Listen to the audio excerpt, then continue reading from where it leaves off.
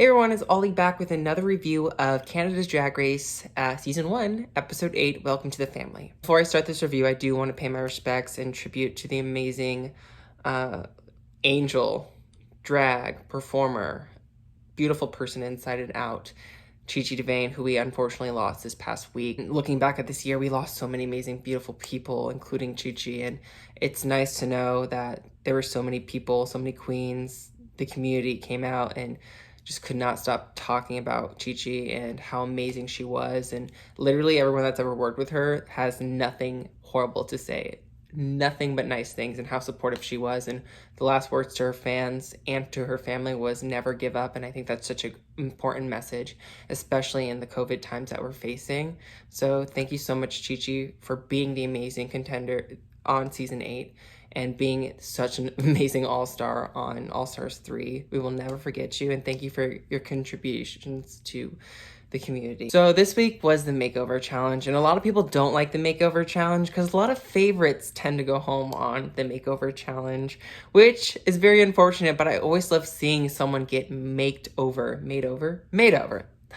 That's the right term. I love seeing the transformation, especially it shows how good of a painter a queen is when they have to paint not their face, but someone else's face. And sometimes a queen's face doesn't necessarily translate well onto another person's face. I totally forgot that there was a puppet challenge, the mini challenge this week, and Jeffree was here to introduce it, and the winner would actually pick up the pairs for the makeover challenge. And I love this because everyone at least had a funny moment. Priyanka with the hairline to Lemon. Lemon was reading freaking Priyanka down.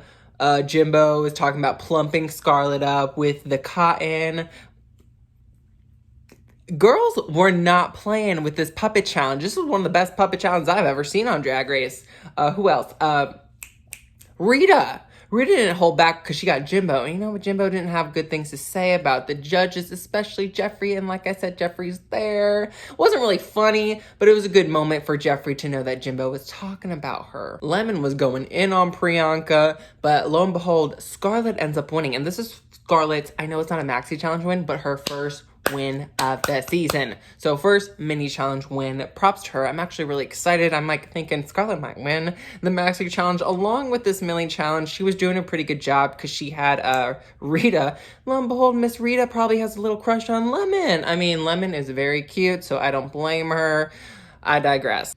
So I think this was just a really good feel-good episode, especially kind of like the news that we got this week, which was really heartbreaking. But the charity this week was Rainbow Railroad, and the winner would actually get I believe, $10,000 donation in their name to support Rainbow Railroad. And the people that are being made over are actually from Rainbow Railroad, and the whole organization is based on, you know, having people immigrate from other countries that are suffering from, maybe it's illegal to be gay or queer or violence in their country, and they come to Canada and are supported and uplifted. And I also think it's really important to support immigration. I think that people don't realize there's so many people that are struggling and are fearful, are living in fear in another country where it might be not okay to be on the queer spectrum, and it might be illegal. Like I said, it might be, they might be suffering hate crimes, violence, murder, and of course, people want to leave their country and go to a safe space,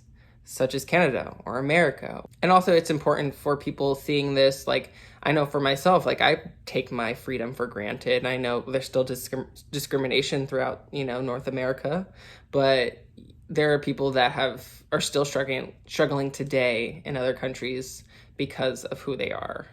So Jimbo and Bimbo, I have to say, I absolutely love this transformation. Bimbo looked beautiful. And, Jimbo is not just like this quirky clown. Jimbo's also a very sexual, quirky clown with the big boobs. She's always padded. You already know this. So, of course, she's going to put that on to Bimbo, her daughter, or was it her sister? I don't know. I'm always confused. I think it was more sisters for this makeover challenge. Family resemblance, basically. But I feel like the judges didn't like it, despite it being freaking phenomenal. She made those looks herself. Beautiful red leather look. Big wave.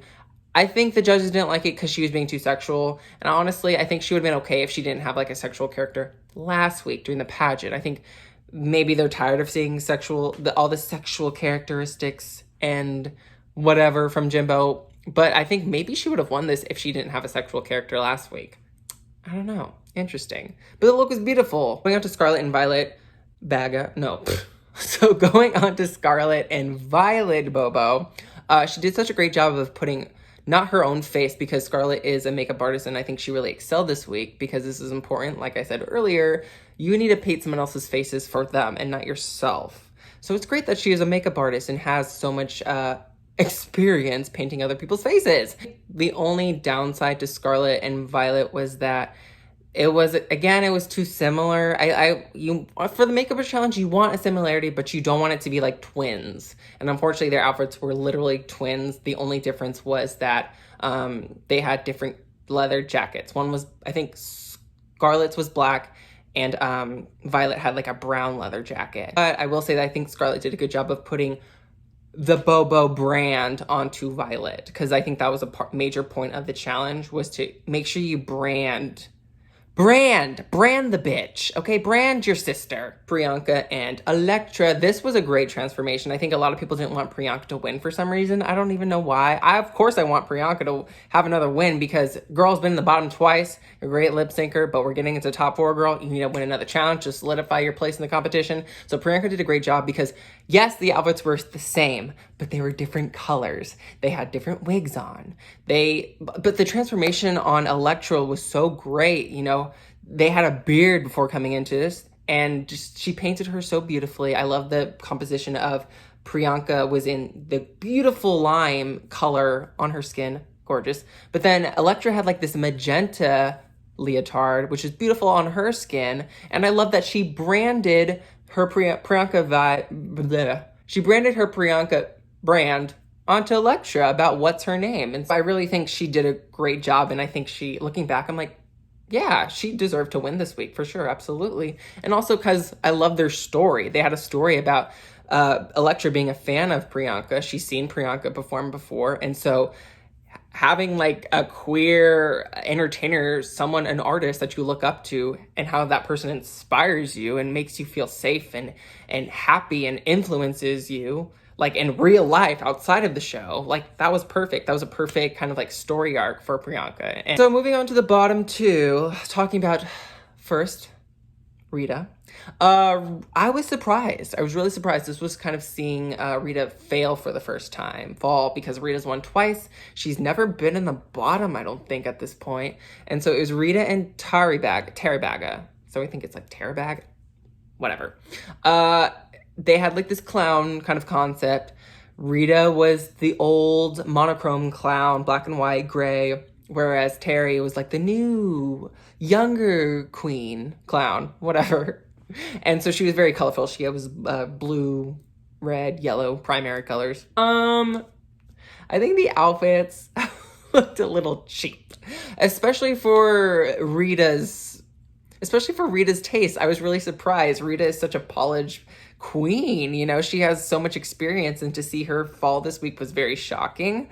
And I expected kind of like maybe a look similar to last week, but I give her props for trying to tell a story. It was props for taking a risk, trying to think outside the box, the bag of whatever, but it was just shocking. I was really surprised at how it wasn't good. And then last but not least, lemon and lime. First of all, I saw that coming as soon as I saw the green wig, and then kind of taking in consideration, okay, what would her sister's name be? What would Lemon's sister's name be?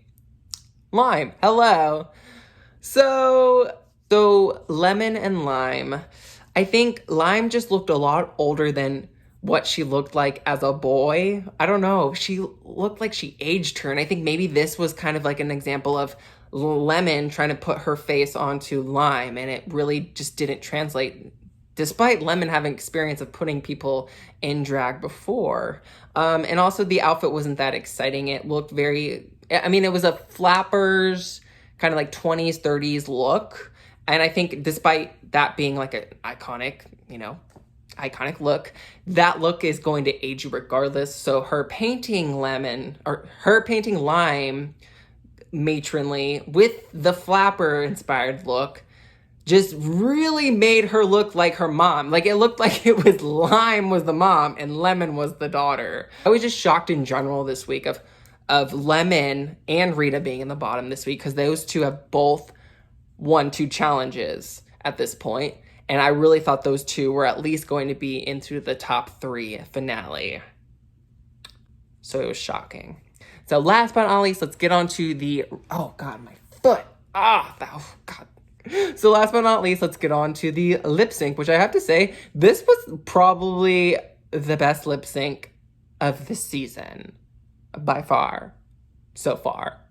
Alanis Morissette, are you freaking kidding me? The two served it. I know a lot of people were like, oh my God, Lemon won that. And yes, she did a split. Whoop-de-daisy. But no, she did like this one upside down. She was like on her head, and then she did like, that's where I was shook. But like a regular split, okay, whatever. But if you really go back and watch Rita, really, like, I feel like she got the essence of that song.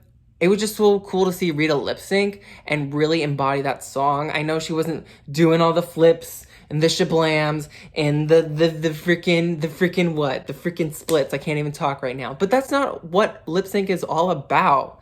You know, not everyone can do those, and not just because you can do a freaking split doesn't mean you're a better queen than someone who doesn't do those in their performances. But sometimes I feel like those can be a little bit mindless, and I'm not saying Lemons were mindless, but I feel like some fans who only watch Drag Race only care about the theatrics, and they don't really pay attention to how a queen is emoting and trying to really just embody a song and get that message across, and why they're freaking lip syncing that song, why they chose that song. You know, like, I don't know. That's another topic in itself. But I really do think that Rita did a great job, and I totally understand why the judges picked her to stay. I would have also loved it to be a double stay. You know, we haven't had one of those yet.